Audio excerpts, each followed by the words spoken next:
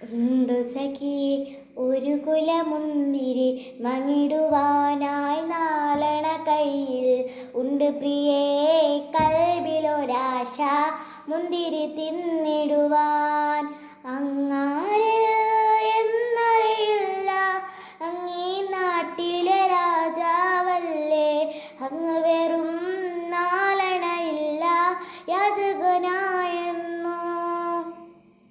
ഉണ്ടോ സഖി ഒരു കുലമുന്തിരി വാങ്ങിടുവാനായി നാലണ കയ്യിൽ ഉണ്ട് പ്രിയേ കൽബിലൊരാശ മുന്തിരി തിന്നിടുവാൻ.